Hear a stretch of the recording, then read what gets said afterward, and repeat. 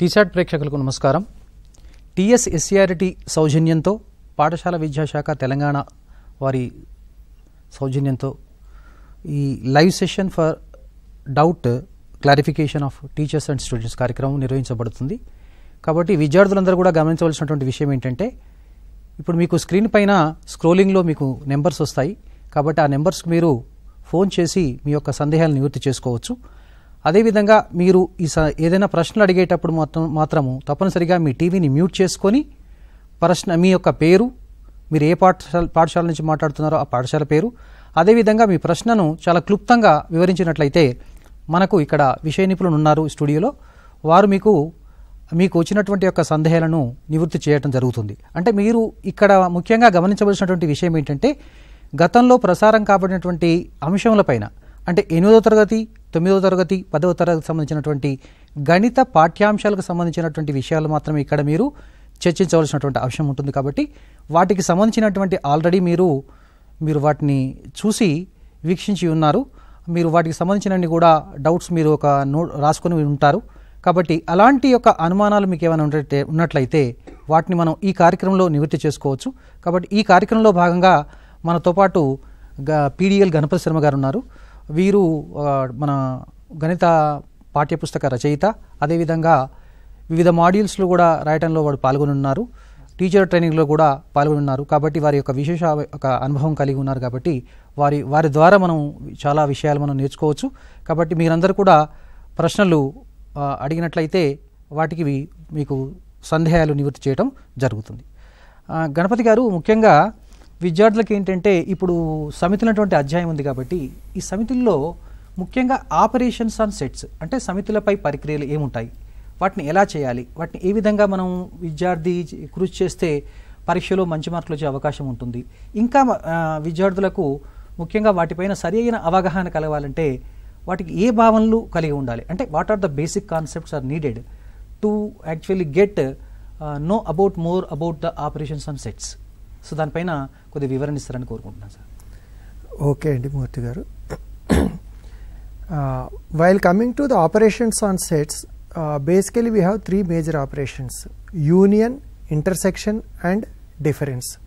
అంటే సమితుల దగ్గరికి వచ్చినప్పుడు మనకేంటంటే, సమితుల యొక్క సమ్మేళనము, ఛేదనము మరియు సమితుల మధ్య భేదము అనేటువంటి మూడు రకాలైన ప్రక్రియలను మనం గమనించవచ్చు. ఇక్కడ సమితుల యొక్క సమ్మేళనము అంటే ఏమిటి అనేది మొట్టమొదటిది. What you mean by the union of sets? Considering all the elements of all the sets, అంటే అన్ని సమితుల్లో ఉండేటువంటి అన్ని మూలకాలని పరిగణలోకి తీసుకునేటటువంటిది వాటి యొక్క సమ్మేళనం లేదా యూనియన్ అవుతుంది. అయితే ఇలా తీసుకునేటప్పుడు ఏం జరుగుతుందంటే, కొన్ని మూలకాలు ఉమ్మడిగా ఉంటాయి. ఈ ఉమ్మడిగా ఉండేటువంటి మూలకాలు ఏవైతే ఉంటాయో వాటిని తిరిగి మనము రిపీట్ చేయవలసిన, పునరావృతం చేయవలసినటువంటి అవసరం లేదు. మనము సమితి నిర్వచనం చెప్పుకున్నప్పుడే చెప్పుకోవడం జరిగింది, సమితిలో మూలకాలని ఒకసారి రాసుకుంటే సరిపోతుంది అని. ఇప్పుడు మీకు ఈ సమ్మేళనం అనే ప్రక్రియని ఒక చిన్న ఉదాహరణ ద్వారా చూద్దాము. ఈ స్క్రీన్ మీద గమనించండి. A ఈజ్ ఈక్వల్ టు సమితి మూలకాలు 1, 2, 3, 4 అని తీసుకున్నాము. అదేవిధంగా బి సమితిలో మూలకాలు 3, 4, 5, 6. అయితే ఇప్పుడు మనము ఏ సమ్మేళనము బి అనేటటువంటి దాన్ని రాయాలి.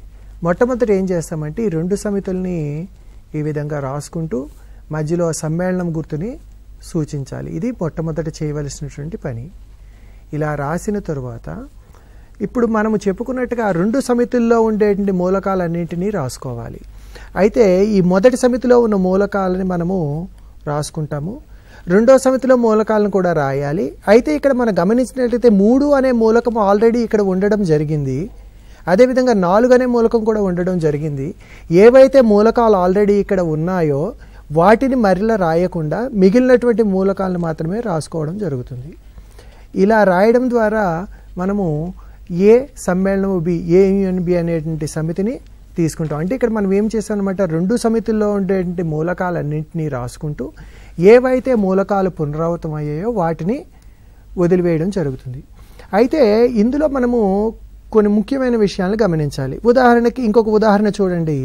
సమితి ఏ ఈజ్ ఈక్వల్ టు మనము ఏబిసి అని తీసుకున్నాము. సమితి B is equal to PQR అని తీసుకోవడం జరిగింది.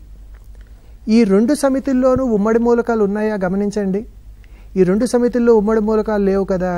మరి వాటి సమ్మేళనం రాసినప్పుడు ఏం చేస్తాం అన్నమాట, మనము ఈ మూలకాలన్నింటినీ మొదటి సమితిలో ఉండేటువంటి ఏబీసీలను రాసుకోవాలి. అదేవిధంగా ఉమ్మడి మూలకాలు లేవు కాబట్టి రెండో సమితిలో ఉండేటువంటి మూలకాలన్నింటినీ కూడా రాసుకోవాలి. అందుకే మనం ఏమని చెప్పామన్నమాట, రెండు సమితుల్లో ఉండేటువంటి అన్ని మూలకాలని రాసుకుంటే ఏర్పడేది మనకి సమ్మేళనము, యూనియన్ అని చెప్తాము అని చెప్పుకున్నాం. ఇంకా మనకి పరిశీలించినట్లయితే కొన్నిసార్లు ఇటువంటి సమితులు కూడా ఉండడం గమనించవచ్చు. P is equal to 1, 2, 3. అదేవిధంగా క్యూ ఈజ్ ఈక్వల్ టు 1, 2, 3, 4, 5. ఇక్కడ మనం గమనించినట్లయితే సమితి పిలో ఉండేటువంటి మూలకాలన్నీ కూడా సమితి క్యూలో కూడా ఉండడాన్ని మనం గమనించవచ్చు. అంటే పి అనేది క్యూకి ఉపసమితి అవుతుంది, అంటే సబ్సెట్ అవుతుంది అనమాట.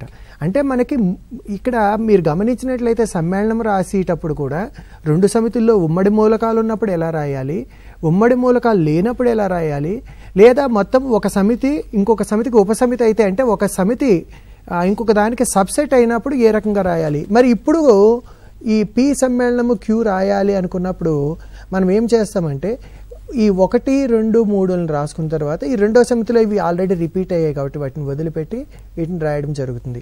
అంటే ఇలాగ ఒకదానికి సబ్సెట్ అయినప్పుడు ఈ రెండు సెట్స్లో కూడా ఏది పెద్దది ఉంటుందో అదే సమితి వాటి యొక్క యూనియన్ అవుతుంది అనే విషయాన్ని కూడా మనము అవగాహన చేసుకోవచ్చు. అంటే ఇక్కడ మనకు ఒక రిలేషన్ వచ్చినట్టు అండి. ఇప్పుడు పి అనేది సబ్సెట్ ఆఫ్ క్యూ అయింది కాబట్టి పి యూనియన్ క్యూ అనేది క్యూ అవుతుంది అనేది వాటి యొక్క రిలేషన్ గా మనము దాన్ని, అంటే ఇటువంటి విషయాల్ని మనము గమనించుకొని కొన్ని ఉదాహరణల ద్వారా తీసుకున్నప్పుడు వాటిని రాసుకుని వాటిని ఒక ఫలితాలుగా రాసుకున్నప్పుడు మనకి ప్రత్యేకించి మల్టిపుల్ చాయిస్ క్వశ్చన్స్ లో ఇటువంటి క్వశ్చన్స్ వచ్చినప్పుడు ఏ సందర్భంలో ఎలా రాయాలి అనే విషయాన్ని మనము అవగాహన చేసుకోవాల్సిన అవసరం ఉంటుంది. అటువంటి అప్పుడు ఇవి చాలా ఉపయోగపడతాయి.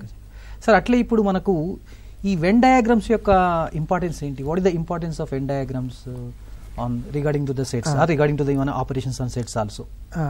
ఓకే అండి, అంటే ఈ వెన్ డయాగ్రామ్స్ వెళ్ళడానికి ముందర ఈ పరిక్రియల్లోనే మనం ఇప్పుడు సమ్మేళనం గురించి చెప్పుకోవడం జరిగింది.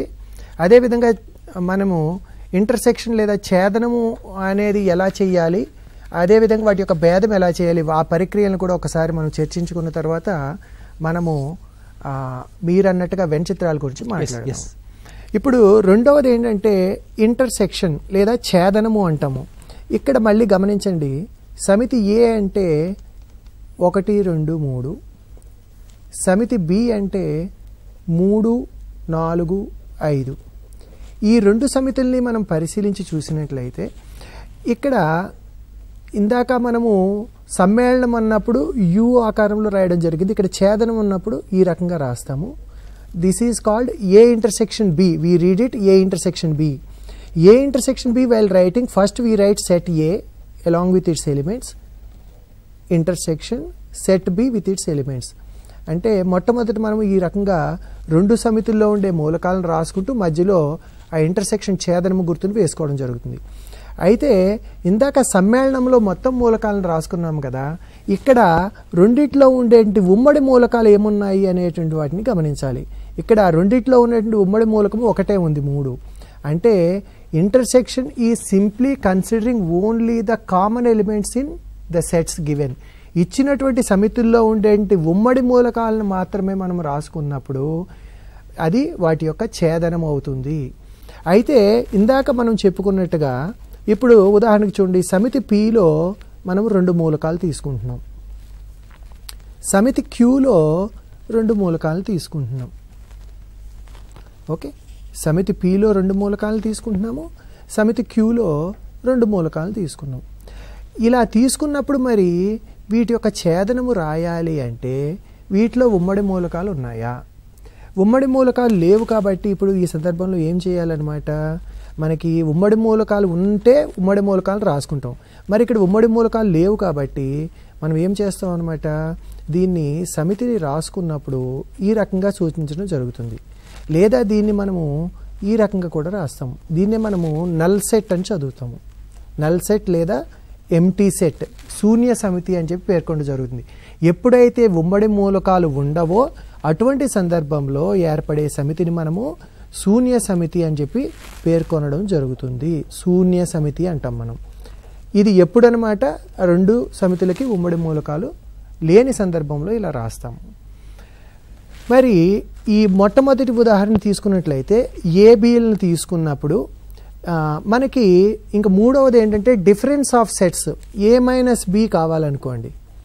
ఏ మైనస్ బి కావాలి అని అనుకున్నప్పుడు ఏ రకంగా మనము రాయాలి అంటే చూడండి, ఇందాక మనం చెప్పుకున్నట్టుగా ఫస్ట్ 1, 2, 3ని రాయండి. మైనస్ 3, 4, 5 ఈ మూలకాలను రాసుకున్నట్లయితే రెండిట్లో ఉండే ఉమ్మడి మూలకాన్ని కనుక మనం గుర్తించినట్లయితే ఇప్పుడు ఏ మైనస్ బి అంటే అర్థం ఏంటంటే మొదటి సమితిలో ఉండేటటువంటి మూలకాలు ఏవైతే ఉంటాయో వాటిలో ఈ ఉమ్మడి మూలకాలను వదిలివేసి మిగిలిన మూలకాలను తీసుకోవాలి. అంటే ఇక్కడ ఏ మైనస్ బి అంటే 1, 2 మూలకాలు అవుతాయి. అంటే A minus B is the elements which are completely belong to set A and they do not belong to set B అనమాట. అంటే ఏ సమితికి మాత్రము చెందేటి వాటిని కేవలము ఏ సమితికి చెందేవి ఓన్లీ సెట్ ఏకి చెందే మూలకాలు అని అంటాం. అదేవిధంగా బి మైనస్ ఏ తీసుకున్నప్పుడు 3, 4, 5 మైనస్ 1, 2, 3 ఇక్కడ ఉమ్మడి మూలకం 3 కదా. ఈ ఉమ్మడి మూలకాన్ని మనము వదిలిపెట్టినట్లయితే బి సమితిలో ఇంకేం మూలకాలు మిగిలాయి, 4, 5. ఇది బి మైనస్ ఏ అవుతుంది.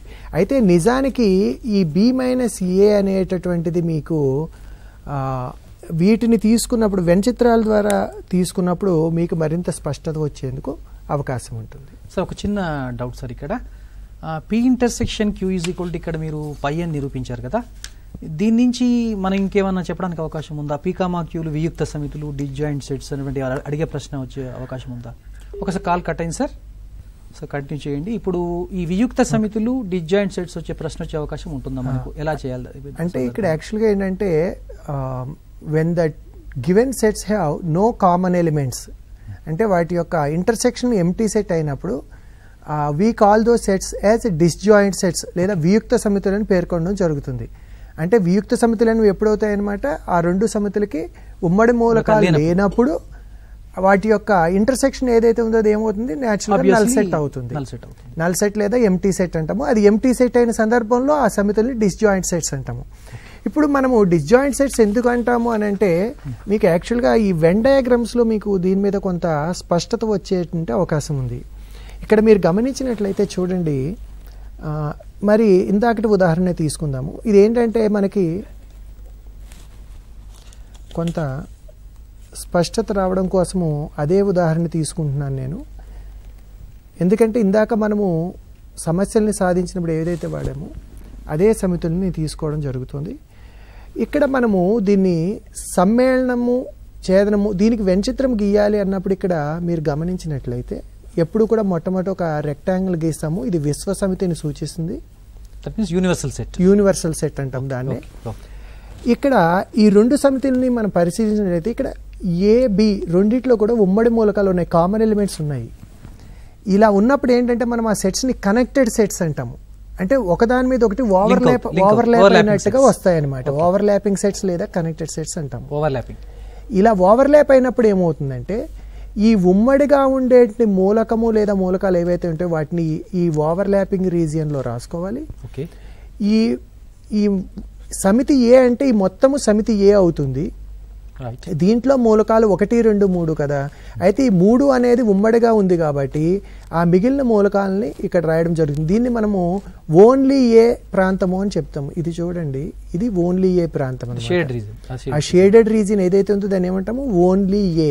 అంటే దాన్నే మనము ఏ మైనస్ బి అని కూడా పరిగణలోకి తీసుకోవచ్చు. ఇందాక మనం చెప్పుకున్నటువంటి ఏ మైనస్ బి అనేది అనమాట. ఇంకా ఇక్కడ తీసుకున్నట్లయితే ఇది ఓన్లీ బి ప్రాంతం అంటాము. అంటే ఇక్కడ డాట్స్ పెడుతున్నాము చూడండి. ఈ డాట్స్ పెట్టినటువంటి ప్రాంతము ఇది ఓన్లీ బి అవుతుంది. దీన్నే మనము బి మైనస్ ఏ అని చెప్పి పేర్కొనడం జరుగుతుంది. అయితే మరి ఈ మధ్యలో ఉన్నటువంటి ఈ ప్రాంతము మరి దీన్ని ఏమంటారు అంటే ఇది ఏ ఇంటర్సెక్షన్ బి అవుతుంది. ఇది ఉమ్మడి ప్రాంతము.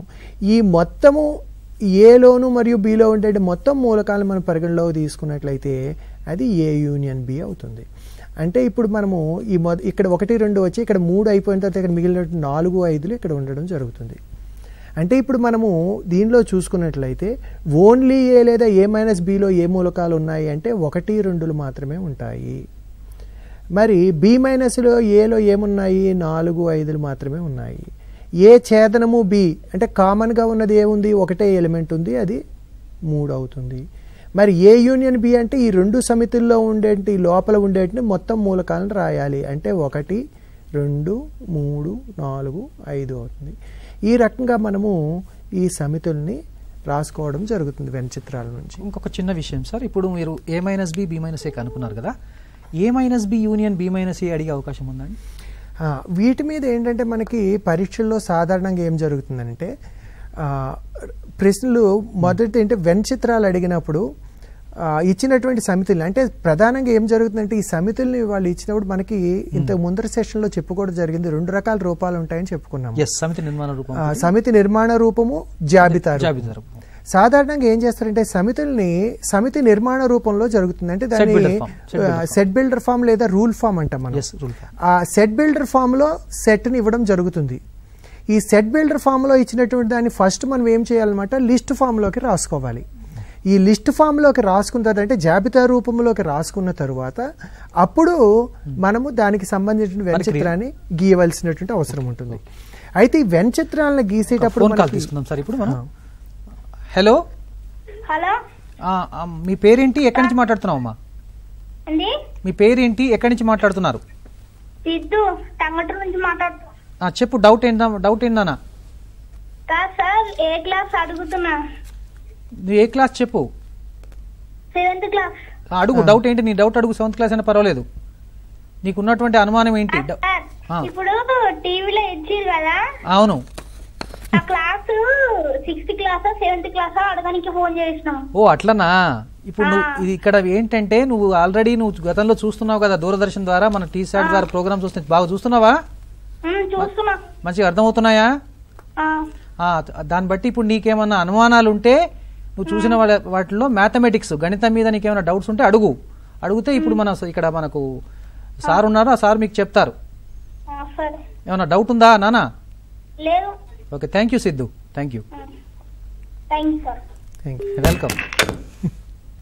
మరొక ఫోన్ కాల్ ఉందండి, చుట్టూ తీసుకుందాం ఇప్పుడు. హలో హలో, మాట్లాడండి. హలో, మాట్లాడండి. వినిపిస్తుందండి. హలో, వినిపిస్తుందండి, మాట్లాడండి. నాకు ఒక డౌట్ ఉందండి. చెప్పండి, మీరు ఎక్కడి నుంచి మాట్లాడుతున్నారు? చెప్పమ్మా. అయితే మీరు చెప్పేటప్పుడు ఇంగ్లీష్ కొన్ని వర్డ్స్ మాకు అర్థం కావట్లేదు. మాది ఇంగ్లీష్ మీడియం అండి. ఓకేనండి, యాక్చువల్లీ ఇంగ్లీష్ మీడియం చెప్తారండి. No problem. Actually more emphasis may be given on laid on even English medium also. So next actually any session is there regarding to the question. English. Yeah, definitely. Thank you, sir. Welcome. Thank you for your kind suggestion. Sir వాడు అడిగేది ఏంటంటే దీంతో పాటు కొద్దిగా English లో కూడా మీరు చెప్పాలనుకుంటున్నారు. అంటే ఇక్కడ ఏంటంటే మనము తెలుగు మీడియం ఇంగ్లీష్ మీడియం ఉన్నాయి కాబట్టి అందుకనే సైమల్టేనియస్ గా ఇంటర్సెక్షన్ ఛేదనము ఈ రకమైన పదాలను వాడుతున్నాం మనము. కాకపోతే ఏంటంటే వాళ్ళకి ఇంకో ఈవెన్ లింక్ లాంగ్వేజ్ కూడా ఇంగ్లీష్ లో కోరుకుంటున్నారు. రైట్. అంటే ఇక్కడ ఏమవుతుందంటే మనము లింక్ లాంగ్వేజ్ కంప్లీట్ ఇంగ్లీష్ లో మాట్లాడితే తెలుగు మీడియం విద్యార్థులు కూడా కొంత ఇబ్బంది పడతారు, ప్రాబ్లం వచ్చేటువంటి అవకాశం ఉంది. కాబట్టి మనకి ఇక్కడ ఇద్దరు విద్యార్థులు ఇంపార్టెంట్, వాళ్ళని కలిసి మాట్లాడుతున్నాము. ఓకే అండి, రైట్. సో ఈ వెన్ చిత్రాల్లోకి వచ్చినప్పుడు ఏమవుతుందంటే ఈ సమ్మేళనము ఛేదనము ఇటువంటివి గీసేటప్పుడు ఇందాక మనం చెప్పుకున్నట్టుగా ఇక్కడ మనకి ప్రధానంగా ఏం జరుగుతుందని అంటే ఇందులో రకరకాలైనటువంటి సందర్భాలు ఉంటాయండి. అంటే ఇందాక మనం చెప్పుకున్నాము 2 సమితులు శూన్య సమితులు అంటే డిజాయింట్ సెట్స్ అయితే దాని యొక్క వెన్ చిత్రం ఎలా అవుతుంది అంటే మొట్టమొదటి ఏంటన్నమాట, ఫస్ట్ స్టెప్ ఎప్పుడైనా సరే ఆ సెట్ బిల్డర్ ఫామ్లో ఉన్నటువంటిది ఏదైతే ఉందో దాన్ని మనము జాబితా రూపం లిస్ట్ ఫామ్ లో రోస్టర్ ఫామ్ లోకి మార్చాలి. రోస్టర్ ఫామ్, లిస్ట్ ఫామ్ దాంట్లోకి జాబితా రూపంలోకి మారుస్తారు. మార్చినటువంటి తరువాత అప్పుడు మొట్టమొదటి చేయాల్సిన పని అంటే వెంచిత్రం గీయడానికి ముందర చాలా మంది చేసే పని ఏంటంటే వెంటనే అది రాగానే వెంచిత్రం గీసేస్తూ ఉంటారు. ఓకే, సాధారణంగా అక్కడ తీసుకోవాల్సిన జాగ్రత్త ఏంటంటే ఫస్ట్ మీరు ఆ లిస్ట్ ఫామ్ లేదా రోస్టర్ ఫామ్ ఎప్పుడైతే మీరు రాశారో ఆ కామన్ ఎలిమెంట్స్ని ఐడెంటిఫై చేయండి. స్టెప్ 1 ఏంటంటే you have to identify the common elements. Right. ఈ కామన్ ఎలిమెంట్స్ని ఐడెంటిఫై చేసినప్పుడు ఏం జరుగుతుందంటే కొన్నిసార్లు కామన్ ఎలిమెంట్స్ ఉండకపోవచ్చు. మరొక టెలిఫోన్ కాల్ తీసుకుందాం సార్, తర్వాత మనం ఈ కంటిన్యూ చేద్దాం. Sure sir, sure. ఎందుకంటే చాలా ఇంపార్టెంట్ ప్రశ్న మీరు చర్చిస్తున్నారు, డిస్కషన్ చేస్తున్నారు. హలో హలో, చెప్పండి సార్. అదే మా పాప ఇప్పుడు 9th క్లాస్ సార్, ఆమె ఇంగ్లీష్ మీడియం. చెప్పండి. మీరు తెలుగులో చెప్తున్నారు కదా, మీరు తెలుగులో కొన్ని అర్థం అవుతలేదంట. ప్రశ్న ఇప్పుడు అమ్మాయిని అడగమనండి. అయ్యో, అమ్మాయి అడగమనండి, ప్రశ్న అడగమని చెప్పండి. అడగమ్మా, పర్వాలేదు. So what ever doubt you have you can ask here. అదే సార్, మాకు తెలుగు మీడియం లో అర్థం అవుతలేదు, మీరు ఇంగ్లీష్ ట్రాన్స్లేషన్ చెప్పగలరా? You ask the question first of all. What is the doubt you have? Very good, you have given good suggestion. Sir. Yeah, I will wait for a while, don't worry. Take your own time. 1 minute sir. Okay. Okay sir, ఇప్పుడు మీరు చెప్పినట్టు ఏంటంటే set builder form కు change చేయాలి. we need to change it to set builder form. Yes, so after that we need to actually find out the common elements which are given in the set C, set A and set B. So next, what will be the next step? What the next step to be followed? In general, what do we do is first we convert them from set builder form to roster form. Yeah. After converting both the sets into the roster form, step 1 is to identify the common elements. Right, common elements in both the sets. Okay sir, ఇంకొక call వచ్చింది తీసుకుందాం. Yes, yes. Hello. Hello sir. చెప్పమ్మా. 6th 7th class name అనేది పడట్లేదు sir టీవీలో అయిపోయేదాకా. పర్వాలేదమ్మా, ఈ క్లాస్ లో యాక్చువల్ గా 8, 9, 10 మీకు 6th 7th డౌట్ అడగమ్మా. డౌట్ ఉందమ్మా నీకేమన్నా? డౌట్ ఏం లేదు సార్, 6th 7th క్లాస్ అనేది క్లాస్ అయిపోయేదాకా కనపడితే ఒకవేళ మధ్యలో చూసే వాళ్ళు కూడా అర్థమైపోయి ఎమ్మటే రాసుకుంటారు సార్. వెరీ గుడ్ సజెషన్ అమ్మా, వెరీ గుడ్ సజెషన్. మేము చెప్తాము వాళ్ళకి. అంటే క్లాస్ అయ్యేటప్పుడు ఏ తరగతి అనేది డిస్ప్లే అవుతూ ఉంటే పిల్లలు సడన్ గా మధ్యలో టీవీ ఆన్ చేసుకున్నప్పుడు వాళ్ళకి ఆ తరగతి కనిపించాలనేది చాలా మంచి సూచన ఇచ్చావమ్మా. ఇది చాలా వాల్యుబుల్ సజెషన్. వాళ్ళకి చెప్పి ఈ విషయం మీద తప్పనిసరిగా జరిగేటట్టుగా అధికార దృష్టి తీసుకెళ్తామమ్మా. ఓకే అమ్మా, వెరీ గుడ్, వెరీ గుడ్. మంచి ప్రశ్న అడిగావు సార్, కంటిన్యూ చేయండి సార్. ఇంకొక టెలిఫోన్ కాల్ వచ్చిందండి. హలో. హలో, మాట్లాడండి, మీరు మీ టీవీని మ్యూట్ చేసుకొని మాట్లాడండి. ఇంగ్లీష్ లో చెప్పరా? ఇంగ్లీష్ లో చెప్తాను నా, డెఫినెట్ గా ఇంగ్లీష్ లో చెప్తాను. You ask your question, we will explain in English. You ask your question. English లో చెప్పరా, మాకు అర్థం అవ్వట్లేదు. తెలుగు మీడియం అర్థం అవ్వట్లేదు, English medium.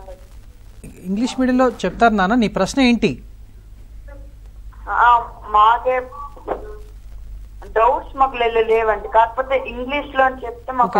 Actually translation actually what happens is the lessons will be telecasted, few lessons will be in Telugu medium, few lessons will be in English medium, and sometimes they will be telecast in Urdu medium. So ఆ specific lesson ఉన్నప్పుడు మీరు ఆ particular మీడియంలో వచ్చినటువంటి లెసన్ని చూడవలసినటువంటి అవసరం ఉంటుంది. ఎందుకంటే మనకి వచ్చేటువంటి లెసన్స్ అంటే మన రాష్ట్రం మొత్తం మీద అందరూ విద్యార్థిని దృష్టిలో పెట్టుకుని ఇవ్వడం జరుగుతుంది. కాబట్టి ఆ పాఠాలని కొన్నిసార్లు తెలుగు మీడియంలో ప్రసారం చేస్తారు, కొన్నిసార్లు ఇంగ్లీష్ మీడియంలో ప్రసారం చేస్తారు. మీరు ఏంటంటే తెలుగు మీడియంలో కూడా వినండి, దాంతోపాటు ఇంగ్లీష్ మీడియంలో కూడా ప్రసారం అయినప్పుడు వింటే రెండవసారి మీ స్పెసిఫిక్ మీడియంలో వస్తుంది కాబట్టి ఇంకా మీకు బాగా అర్థం అవడానికి అవకాశం ఉంటుంది.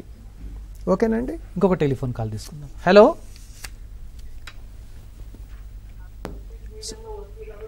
మాట్లాడండి. Hello. Hello, good morning sir. Very good morning, చెప్పమ్మా. సార్, నేను ప్రకాశం డిస్ట్రిక్ట్ నుంచి మాట్లాడుతున్నాను సార్. చెప్పండి. ప్రకాశం డిస్ట్రిక్ట్ నుంచి మాట్లాడుతున్నాను సార్. వినిపిస్తుందమ్మా, చెప్పు మీ ప్రశ్న ఏంటి? ఏం లేదు సార్, అబాకస్ లెసన్ కూడా చెప్తే బాగుంటుందని. Okay, suggestion abacus lessons. ఓకేనండి, మీరు టీవీ మ్యూట్ చేసుకోండి, టీవీని మ్యూట్ చేసుకోండి. ఓకే, థ్యాంక్ యూ అండి, thank you for your suggestion sir. Next continue చేయండి సార్. ఇప్పుడు ఈ సెట్స్లో ఉండే ఎలిమెంట్స్ ఏవైతే ఉన్నాయో వాటిని మనం ఏం చేయాలని చెప్పుకున్నాము. మొట్టమొదట ఈ roster form common element find out చేయాలి. We need to identify the common elements ని ఐడెంటిఫై చేయాలని చెప్పుకున్నాము. ఈ కామన్ ఎలిమెంట్స్ అనేవి ఏమవుతుందంటే కొన్నిసార్లు కామన్ ఎలిమెంట్స్ ఉంటాయి, కొన్నిసార్లు కామన్ ఎలిమెంట్స్ ఉండవు. మనము కామన్ ఎలిమెంట్స్ ఉన్నప్పుడు ఇందాక మనం చెప్పుకున్నట్టుగా సెట్స్ ని ఓవర్లాపింగ్ పొజిషన్ లో రాసుకోవాలి రికగ్నైజ్ చేయడం కోసం. అంటే మొట్టమొదట దాన్ని బట్టి మనం గీసే వెన్ డయాగ్రామ్ కామన్ గా ఏంటంటే అందరూ కూడా ఈ ఓవర్లాపింగ్ సెట్స్ ని గీస్తూ ఉంటారు. ఓవర్లాపింగ్ సెట్స్ కాకుండా అవి కామన్ ఎలిమెంట్స్ లేవనుకోండి, they will become disjoint sets. Disjoint sets ఉన్నప్పుడు వెన్ డయాగ్రామ్ ని మనము ఈ రకంగా విడివిడిగా గీయవలసిన అవసరం ఉంటుంది. డిస్జాయింట్ సెట్స్ ఉన్నప్పుడు ఈ రకంగా మనము గీయవలసినటువంటి అవసరం ఉంటుంది. ఓకే, అదే కామన్ ఎలిమెంట్స్ ఉన్నాయనుకోండి, కామన్ ఎలిమెంట్స్ ఉన్నప్పుడు ఏమవుతుందంటే ఈ రకంగా మనకి ఓవర్లాపింగ్ సెట్స్ వస్తాయి. ఇవి రికగ్నైజ్ చేయడానికి యూజ్ అవుతుంది. ఎస్, ఇది అంటే మొట్టమొదటి ఇది రికగ్నైజ్ చేసుకున్న తరువాత మనము ఆ వెంచిత్రం గీయడం ప్రారంభించాలి. అయితే ఈ రెండే కాకుండా వేరొక సందర్భం కూడా ఉంటుందండి. కొన్నిసార్లు అది ఇందాక మనం చెప్పుకున్నట్టుగా one may be the subset of the other. అయితే then also again we have to identify whether set A is subset of B or set B is subset of A. అది ఐడెంటిఫై చేసుకున్న తర్వాత ఈ రకంగా మనము గీయడం జరుగుతుంది. ఇక్కడ ఏంటనమాట, set B is subset of set A అయినటువంటి సందర్భంలో వెన్ డయాగ్రామ్ ఉంటుంది. అంటే ఈ రకంగా మనకి మొట్టమొదట సమితుల్ని ఇచ్చినప్పుడు రోస్టర్ ఫామ్లో రాసిన తర్వాత కామన్ ఎలిమెంట్స్ని ఐడెంటిఫై చేసుకుని ఈ డయాగ్రామ్స్లో ఏ డయాగ్రామ్ రావాలి, ఈ ఫస్ట్ది ఏంటనమాట కామన్ ఎలిమెంట్స్ లేనప్పుడు we get this Venn diagram. Telephone call ఒకటి తీసుకుందాం సార్. Hello, please. హలో, చెప్పండి సార్, మీ ప్రశ్న ఏంటి? ఇప్పుడు వాళ్ళకి ట్రయాంగిల్స్, పాలిగన్స్, పెలగ్రామ్స్ ఉంటాయి కదా, అవి స్ట్రేట్ లైన్స్ ఇస్తారు, దాంట్లో నెంబర్ అడుగుతారు కదా, కౌంటింగ్ నెంబర్ ఎంత అని, అవి ఎట్లా ఫైండ్ అవుట్ చేయాలని కొన్ని ట్రిక్స్ చెప్తారండి దాంట్లో. ఓకే సార్, ఓకే, మీ డౌట్ అర్థమైంది. ఇక్కడ సారు చెప్తారు. ఇక్కడ మనకి ఈ సెట్స్ ని తీసుకున్నప్పుడు అందులో ఉండే ఎలిమెంట్స్ ని బట్టి we say the cardinality of a set, అంటే కార్డినల్ నెంబర్ అంటాము. ఈ కార్డినల్ సంఖ్య అంటే ఏంటంటే ఒక ఫైనైట్ సెట్లో ఉండేంటి number of elements is known as its cardinal number. అంటే ఉదాహరణకి మనకి చూడండి, మనకి ఇంతకు ముందు వచ్చినటువంటి ఒక ప్రశ్నని మనం గమనించినట్లయితే సెట్ ఏ అనేది మనకి ఏమంటాడంటే the words from the letters from the word Telangana అని ఇచ్చారనుకోండి. ఇది ఆల్రెడీ మనకి ఇంతకు ముందు ఒకసారి రావడం జరిగింది. ఇలాగుంది, ఈ వర్డ్లో ఉండేటువంటి లెటర్స్తో ఏర్పడినటువంటి సెట్ని సెట్ ఏ అని, అంటే find set A and right it's cardinal number అంటారు. అప్పుడు ఏం చేయాలి, మొట్టమొదట మనం ఎలిమెంట్స్ని రాసుకోవాలి. అంటే అవి స్మాల్ లెటర్స్ రాయాలా, క్యాపిటల్ లెటర్స్ రాయాలా సార్? జనరల్గా స్మాల్ లెటర్స్లో రాసుకుంటామండి. Elements are denoted with small letters. సెట్ని క్యాపిటల్ లెటర్తో డినోట్ చేస్తాం. నెక్స్ట్ అప్పుడు ఎన్ ఆఫ్ ఏ అంటే number of elements of set A అని. ఎన్ ఆఫ్ ఏ అంటే it is number of elements of set A which is known as cardinal number. ఇది ఎన్ని ఉన్నాయి ఎలిమెంట్స్ కౌంట్ చేయండి, 1 2 3 4 5 6. So it's cardinal number is 6. ఇప్పుడు ఈ cardinal నెంబర్ని base చేసుకుని జనరల్గా వచ్చే ప్రాబ్లమ్స్ ఏంటంటే మనకి ఒక రిలేషన్ ఏంటంటే N of A union B is equal to N of A plus N of B minus N of A intersection B. అంటే దీన్ని వెరిఫై చేయమని అడుగుతారు. ఇది వెరిఫై చేయమని అడుగుతారు. అయితే ఇందులో కూడా ఒక విచిత్రమైనది ఏంటంటే this is for overlapping sets. Okay, అంటే ఇవన్నీ కూడా ఏంటంటే మనం ప్రాబ్లమ్స్ చేసినప్పుడు ఉత్తినే ప్రాబ్లం చేసుకెళ్ళిపోవడమే కాకుండా ఈ అబ్జర్వేషన్స్ మనం ఫైండింగ్స్ రాసి పెట్టుకుంటే ఎగ్జామ్ లో క్వశ్చన్ ఏ రకంగా ఇస్తున్నారు ఆ క్వశ్చన్ అర్థం చేసుకోవడానికి ఉపయోగపడతాయి. ఉదాహరణకి A intersection B null set అయింది అనుకోండి, మరి దాని కార్డినల్ నెంబర్ ఎంత అవుతుంది అప్పుడు సహజంగా? నల్ సెట్ అంటే ఎలిమెంట్స్ లేవు. when the set does not contain any elements it is known as empty set. So its cardinal number is 0.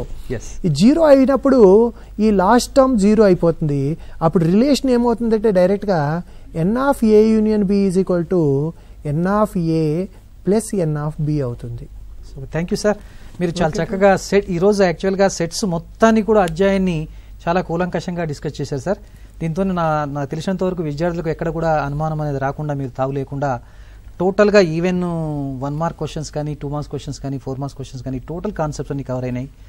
So అందరికీ నమస్కారం. మన తదుపరి కార్యక్రమం ఉంటుంది కాబట్టి మీరు ఆ ఫిజిక్స్ తర్వాత బయాలజీ కార్యక్రమాలు ఉంటాయి కాబట్టి మీరు వాటిని వీక్షించగలని కోరుకుంటూ ముగిస్తున్నాము. Thank you.